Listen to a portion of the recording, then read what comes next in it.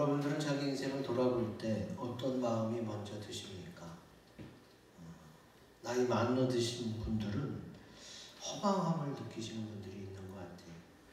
자식들 다 키워놓고 시집장가 보내고 이제 자녀들도 어느 정도 자리 잡았는데, 근데 이렇게 어버이 주일이 되면은 별로 안 찾아오고 연락도 없다는 거죠. 그나마 재산이 있을 때는 자녀들이 잘 찾아왔었는데 다 나눠주고 나니까 별로 연락도 없다고 허망해 하시는 분들이 있었습니다. 여기 나오신 분들은 아마 예수님 때문에 허망하기보다는 감사하고 또 행복하신 줄로 믿습니다. 아멘. 그런데 왜 인생에 허망함을 느낄 수밖에 없느냐? 세상에서 말하는, 또 세상이 이야기하는 그런 가치관을 가지고 살았기 때문에 그래요. 부모가 말하지 않아도 어디 가서나 들을 수 있는 게 뭐예요? 학교 가면 선생님에게, 또 친구 만나면 친구들이 야, 뭐니 해도 그래도 뭐니야. 돈을 벌어야 돼. 돈을 많이 벌려면 공부도 잘하는 게 좋고, 또 대기업에 취업해서 고액 연봉을 받으면서 그렇게 하다가 자기 사업도 한번 해보고, 여러 가지 그 사람들이 말하는 좋은 인생 플랜이 있을 수가 있습니다. 그래서 많은 분들이 다 그게 세상에서 말하는 그게 최고의 가치관인 줄 알고, 그래서 돈도 많이 벌려고 하고, 결혼하기 전에 남자 여자도 많이 만나보려고 하고 그럽니다. 기독교인 중에서도 그렇게 생각하는 분들이 있어요. 결혼하기 전에 많이 만나봐야 좋은 사람을 고를 수 있다. 어느 정도 그 부분이 맞는 부분도 있지만, 그들이 과연 손도 안 잡고 어떤 터치도 없이 그냥 건전하게 만났다가 헤어지느냐? 그렇지 않잖아요. 요즘은 특히 갈 때까지 가잖아요. 그래서 헤어지면 결국 상처가 남습니다. 그런 식으로 많이 만나봐야 그 과거가 오히려 그 사람을 괴롭힙니다. 기독교적 가치관은요, 기도하면서 건전하게 만나는 거예요. 서로 손도 안 잡을 만큼. 그러다가 손도 안 잡은 만남은요, 언제든지 상처 없이 헤어질 수가 있어요. 왜?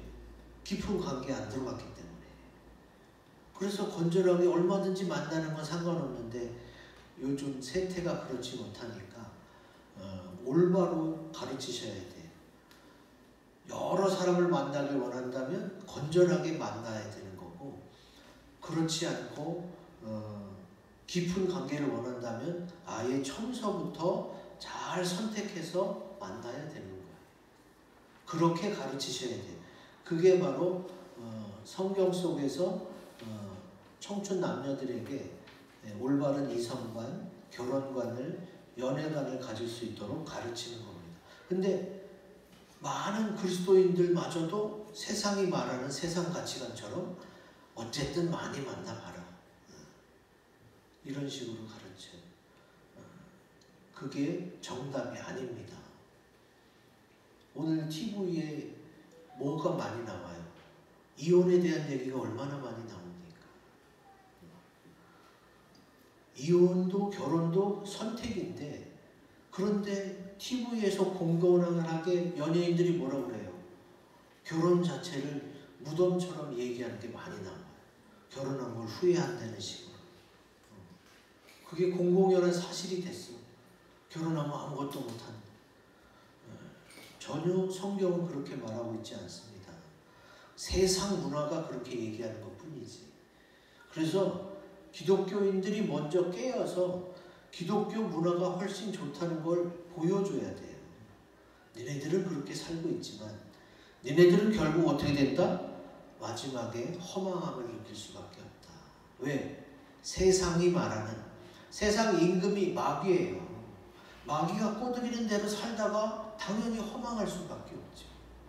근데 하나님이 말씀하신 대로 살아가면 나의 배우자도 나의 자녀도 내가 하는 일도 우리 가족도 다 기쁘고 감사하게 받아들일 수가 있어요. 그래서 오늘 내 인생을 돌아볼 때 우리는 후회 없는 인생을 살아가려면 어떻게 해야 되느냐.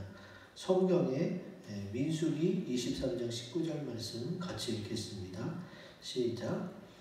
하나님은 사람이 아니시니 거짓말을 하지 않으시고 인생이 아니시니 후회가 없으시도다. 어찌 그 말씀하신 말을 행하지 않으시며 하신 말씀을 실행하지 않으시랴. 아멘. 자, 하나님은 인생이 아니시니 후회가 없으시다 하는 말씀은 우리 사람 쪽에서는 뭐예요? 태어나고 사는 이상 후회는 할 수밖에 없다.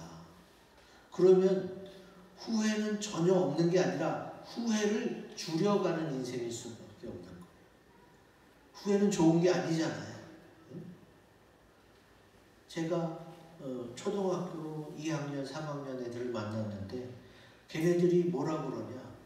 초등학교 2학년, 3학년이면 9살, 10살이에요. 그래서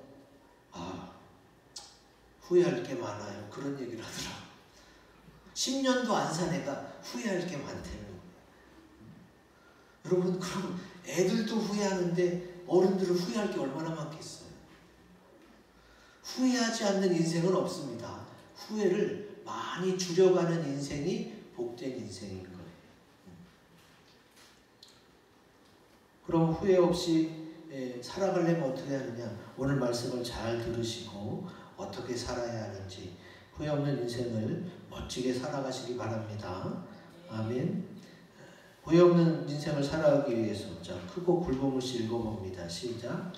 내일 일을 알지 못한다는 것을 알아야 합니다. 아멘. 여러분, 내 인생이 앞으로 얼마를 살든 간에 정말 후회 없는 인생이 되려면 내가 내일 일을 알지 못하지. 그럼 어떻게 해야 돼요? 오늘 최선을 다해야 하는 거예요. 야고보서 4장 14절이 나옵니다. 우리도 읽었죠? 같이 읽습니다. 시작. 내일 일을 너희가 알지 못하는도다. 너희 생명이 무엇이냐. 너희는 잠깐 보이다가 없어지는 안개니라. 아멘. 자주 떠올려야 돼요. 그래, 내가 내일 어떤 계획을 세웠지만 이걸 만약에 못하고 오늘 무슨 일이 생긴다면 정말 후회가 될 것 같아. 그렇다면 그냥 오늘 해도 되는 일이면 오늘 하자.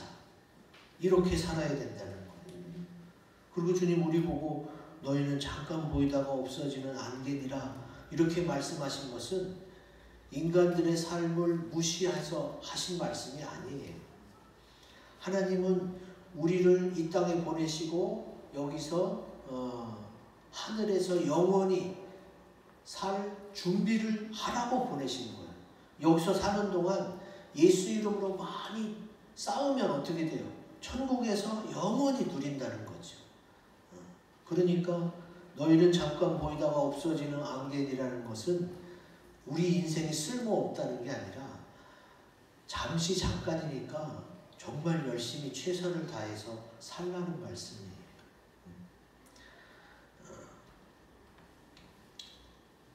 우리가 내일 일을 모른다고 해서 계획을 안 하는 건 아니잖아요. 내일 월요일 어떻게 하고 이번 일주일 계획, 한 달 계획, 1년, 5년, 10년, 노년 계획까지 나름대로 계획이 있는데 중요한 건 계획일 뿐이에요. 그게 아직 이루어진 게 아니에요. 그러니까 우리는 계획을 세워도 이것이 이루어지지 않을 가능성도 있음을 알고 세워야 되는 거예요.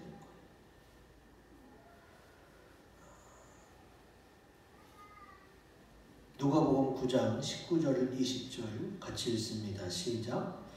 또 내가 내 영혼에게 이르되 영혼아 여러 해 쓸 물건을 많이 쌓아두었으니 평안히 쉬고 먹고 마시고 즐거워하자 하리라 하되 하나님은 이르시되 어리석은 자여 오늘 밤에 내 영혼을 도로 찾으리니 그러면 내 준비한 것이 누구의 것이 되겠느냐 하셨으니. 아멘. 부자, 어리석은 부자에 대한 이야기입니다. 부자가 수입이 많아지고 소출이 많아지니까 곡간을 많이 지어갖고 여러 해, 한 해도 아니라 몇 년, 몇십 년을 먹고 누리고 쓸 걸 다 저축하려고 했어요. 그랬더니 주님이 너 오늘 밤 내가 데려가면 무슨 소용이 있겠느냐, 그렇게 말씀하시는 겁니다. 그러면은 저축을 안 하면서 살아야 되느냐? 그건 또 아닙니다. 또 어떤 분은 아니 내가 못 쓰면 내 자녀들이, 내 후손들이 쓰면 되지, 그러면서 막 저축하려고 하는데, 지금 주님이 이 말씀을 하시는 것은 네가 네 자녀를 위해서 태어난 게 아님을 주님 말씀하시는 거예요. 보통의 부모들이 왜 쌓아놓으려고 그래요? 자녀들 때문에 그래요. 하나님이 나를 이 땅에 보내실 때에 내가 너에게 자녀를 줄 테니 너는 자녀를 잘 키워라, 그 목적으로 나를 보내셨을까? 그건 아니에요. 그 사람이 이 세상에 와서 결혼을 할지 안 할지도 본인의 선택이에요. 하나님 우리에게 자유의지를 주셨단 말이죠. 그러니까 대부분의 엄마 아빠가 되면은 자기 인생보다 자꾸 자녀 인생에 올인하는 경우가 많아요. 그거 하나님의 뜻 아닙니다. 여러분 잘 생각하셔야 돼요. 하나님의 뜻은 내가 믿음에 온전히 서는 거고, 그 모습을 본 자녀들도 믿음에 온전히 서는 거예요. 내가 잠을 못 자고 못 먹고 못 입으면서 애쓴 거 다 자녀들에게 주려고, 그런 마음 당연히 감사한 부모님의 마음이지. 그러나 그것 때문에 뭘 놓쳐요? 하나님의 말씀, 하나님의 음성을 놓쳐요. 그래서 주님은 너의 인생이 하나님의 뜻대로 살아가려면 어떻게 해야 되는지 말씀하고 있는 것이고, 그래야 후회를 줄일 수밖에 없어요. 인생에 후회할 수밖에 없는 이유 중에 하나가 바로 한치 앞을 모르는 인생이기 때문에 그래요. 만약에 교통사고로 죽은 사람들이 많은데 그 사람들이 몇 초 후에 일을 알았다면 그렇게 했겠냐고요. 안 했죠. 누가 죽으려고 그걸 갖고 뛰어들겠어요. 우리가 앞으로 어떻게 될지를, 내일 일을 모르고 있기 때문에 계획은 하고 준비는 하지만 반드시 이것이 내 생각대로만 이루어지지는 않는다. 그것을 감안한다면 우리는 어떻게 해야 돼요? 오늘 하루를 생각해야 돼요. 오늘 하루 이렇게 난 오늘 살았는데 내일 하려고 뭘 준비해놨어. 근데 만약에 오늘 밤에 내가 무슨 일이 생겨서 이거를 못한다면 엄청 후회될 것 같아. 그렇다면 그 일을 오늘 할 수 있으면 좋겠다는 거지. 내가 후회하지 않는 인생을 살려면 어떤 것이 후회를 줄일 수 있는지를 먼저 생각해야 되는 거지. 그럼 당장 오늘 해야 될 게 뭐예요? 돈을 다 찾아서 자녀들 예금 통장에 넣어주는 거예요? 그거 아닙니다. 부모님을 섬기는 자녀의 입장에서 어버이날 됐을 때 내년 어버이날 우리 부모님이 계신다는 보장이 없잖아요. 이게 마지막인 것처럼 최선을 다해 섬기라는 거고, 부모님도 자녀를 생각할 때 뭐 내일 얘기하지, 뭐 다음에 하지, 이렇게 생각하지 말고 오늘, 그래 내가 그동안 표현을 잘 못했지만 이제 앞으로 많이 표현할게, 사랑한다, 고맙다. 이게 처음에는 옆구리 찔러서 하는 조금 소울이 없는, 영혼이 없는 말 같지만 자꾸 하다 보면 이것도 더 잘할 수 있게 돼요. 우리 한국 사람들이 특히 이런 부분에 대해서 약한데, 내일 할 거라고 내일로 미루지 말고 사랑한다면 오늘 표현하시고, 다음에 어머니 맛있는 거 사드릴게요 이러지 말고 그냥 오늘 당장 짜장면 한 그릇이라도 오늘 부모님하고 같이 시간을 보내려는 거지.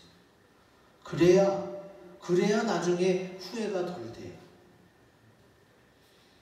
그 김창옥 쇼라고 톡쇼가 있어요. 그 김창옥이 아버지랑 그렇게 무뚝뚝해서 별 대화가 없었는데 돌아가시고 나니까 예전에 그냥 한번 아버지 안아드린 게 그게 그렇게 기억에 남고, 그것마저 안 했으면 정말 내가 아버지를 너무 몰랐었겠구나.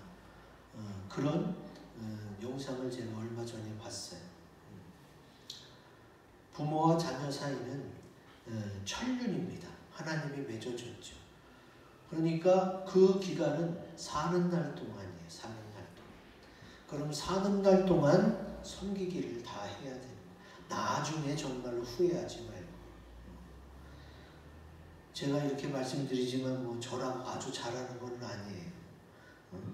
먼저 그냥 감정이 실려서 안 좋은 말이 먼저 나가기도 하죠.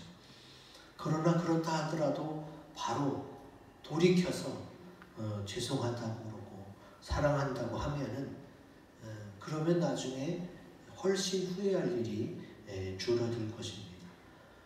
내일, 다음에 하지 말고 사랑 표현을 오늘 하시기를 주의 이름으로 축원드립니다. 아멘. 그 다음, 후회 없는 나의 인생이 되려면 같이 읽어봅니다. 시작. 하나님 앞에 자랑할 것이 없음을 알아야 합니다. 아멘. 오늘 본문 16절에 나오죠. 이제도 너희가 허탄한 자랑을 하니 그러한 자랑은 다 악한 것이라 그랬어요. 아니 그래도 자랑이라고 한다면 자랑할 만하니까 하는 걸 텐데 허탄한 자랑은 뭐냐? 내 인생에서 내가 정말 이것만큼은 내가 자랑할 만하다 하는 자랑일지라도 그게 허탄한 자랑이라는 거예요. 도대체 뭐기 때문에 허탄한 자랑이냐? 허탄하다는 뜻을 찾아봤어요. 이 허자가 빌허자예요. 뭔가 감쌌는데 속이 비었다는 거죠. 그래서 거짓되고 믿었지 아니하다. 헬라어로는 알라조네이야. 그래서 이생의 자랑을 말하는 거예요. 이생의 자랑은 요한일서 2장 16절에 나옵니다. 같이 읽습니다. 시작. 이는 세상에 있는 모든 것이 육신의 정욕과 안목의 정욕과 이생의 자랑이니 다 아버지께로부터 온 것이 아니요 세상으로부터 온 것이라. 아멘. 여러분 이생의 자랑이 뭔지 아시겠죠? 추석이나 설날, 명절에 가족들이 모여서 서로를 칭찬하고 위로해주고 이러면 좋겠지만 대부분 이생의 자랑이 판을 치죠. 어떤 거겠어요? 보통 이제 뭐 아파트가 몇 채고 땅이 몇 평이고 또 선산을 물려받았네. 또 그 다음에 유산은 얼마 받았네. 그리고 명예적인 부분, 높아진 거, 올라간 거, 해외여행 어디 갔다 왔네. 또 특히 빠질 수 없는 게 자식 자랑입니다. 자식 자랑을 하지 말라는 게 아니라 자식을 내가 잘 키웠다고, 내가 다 했다고 그렇게 생각하지 말라는 거예요. 부모님들은 물론 안 먹고 안 입으면서 자식을 위해 희생했어요. 근데 내가 내 자녀를 사랑해서 돌본 것보다 하나님이 내 자녀를 돌보고 지켜주고 인도하신 부분이 더 큰 줄로 믿습니다. 그러니까 하나님 앞에서는 내가 돌봤다고 이렇게 명함도 못 내밀죠. 저는 그걸 느꼈어요.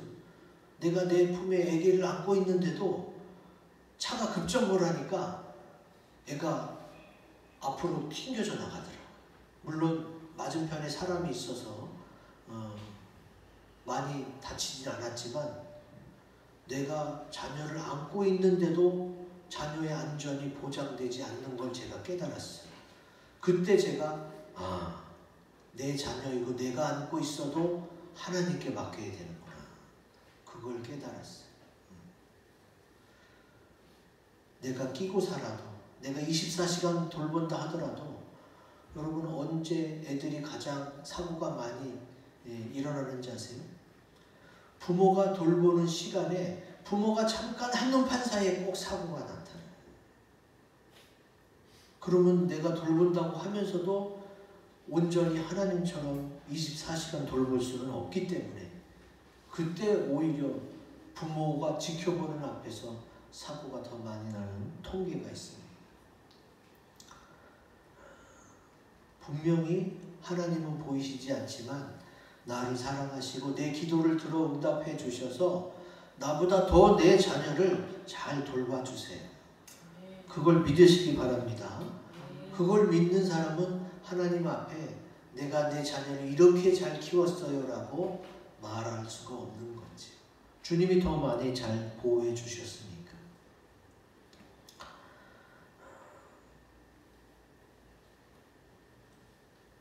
그렇지만 내 자녀들은 좀 알아주길 원하죠.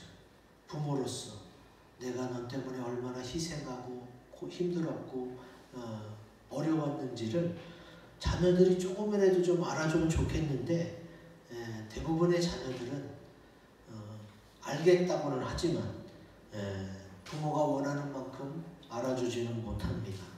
기억 못할 때도 많고 그래서 허망하다는 거예요. 제가 배드민턴 운동을 하잖아요. 아침마다. 그 아침에 오시는 분들이 다 60대 이상이에요. 할머니 할아버지들은 아니에요. 건장하니까. 근데 다 먹고 살만하지만 공휴일에 쉬는 날에 거기로 와. 자녀들이랑 같이 시간 보내는 게 아니라. 자녀들이 부모님한테 연락해서 오늘 뭐 같이 뭐 해요? 그러면 그 시간에 왔겠어요? 자녀들이 부모님을 찾지 않으니까 부모님들이 끼리끼리 어울려서 같이 운동하는 거지. 어쨌든 부모가 자녀를 사랑하는 만큼 자녀가 부모를 사랑하기는 어렵습니다. 왜 그래요? 하나님이 나를 사랑하는 만큼 내가 하나님을 사랑하는 게 더 클 수가 없다는 거죠. 내리사랑이라고 그러는데 그것 때문에 부모는 사랑을 기대하지만 기대하는 만큼 많이 미치지 못하기 때문에 허망함을 느낄 수도 있다는 겁니다.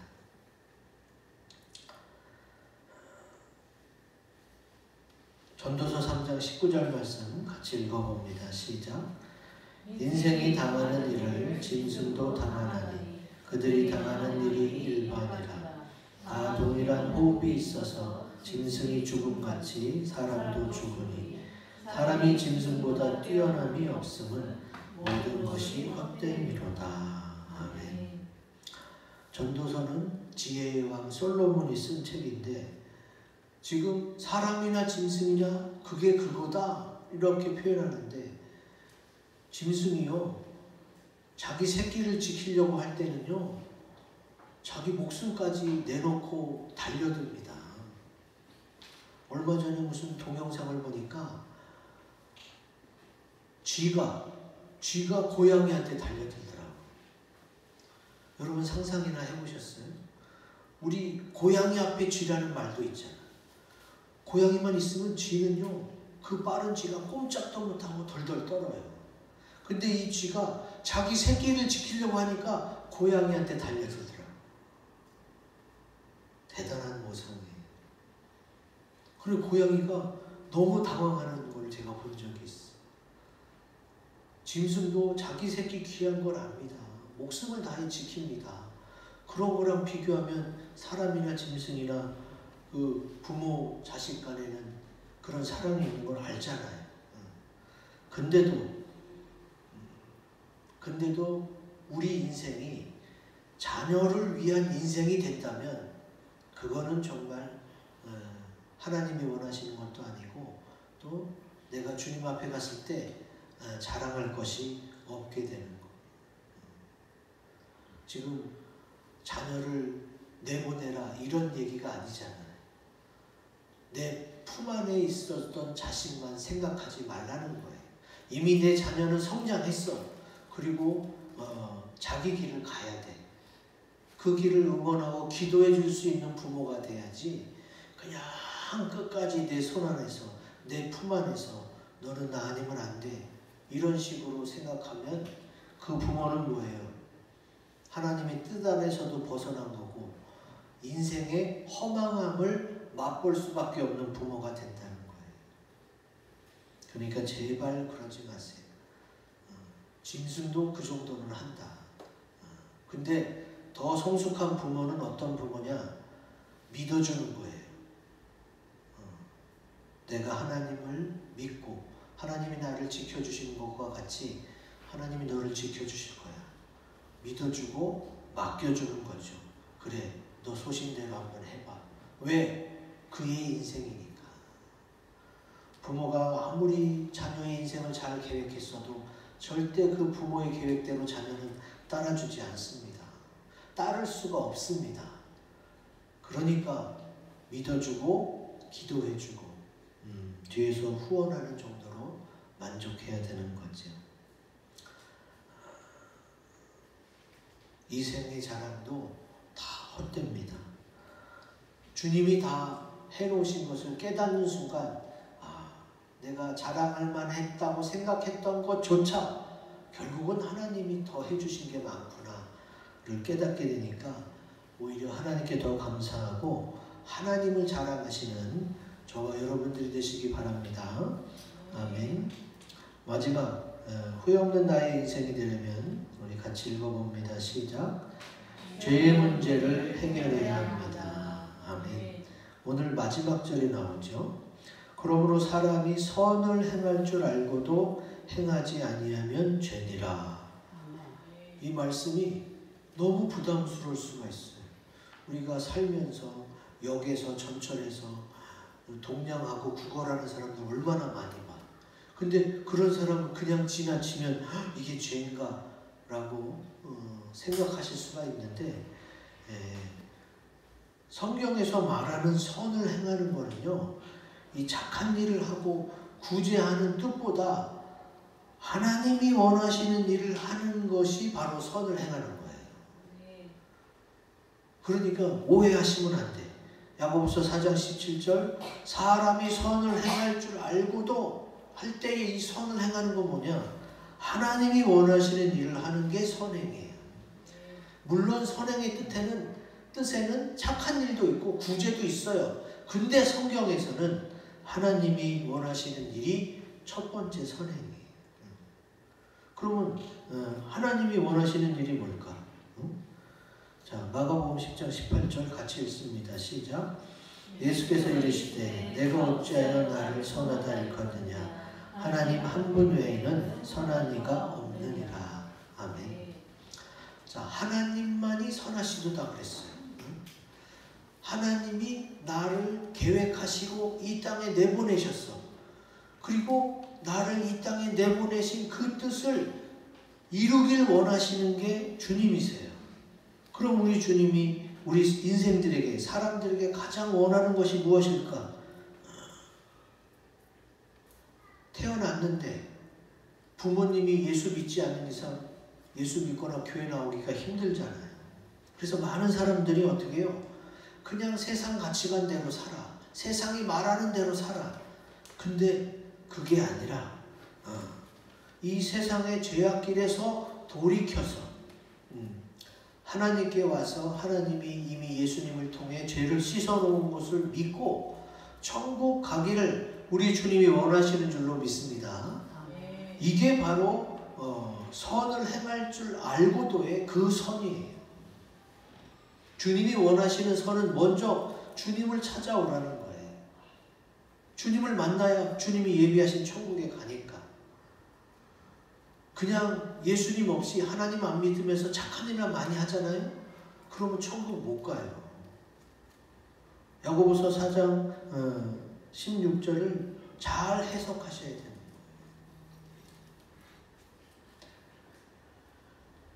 사람은 스스로 죄의 문제를 해결할 수가 없습니다.